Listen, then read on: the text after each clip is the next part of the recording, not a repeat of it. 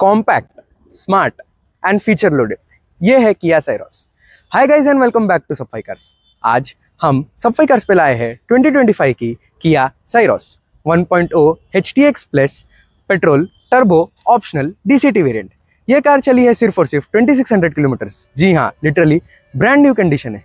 और ये है कार की डिटेल्स।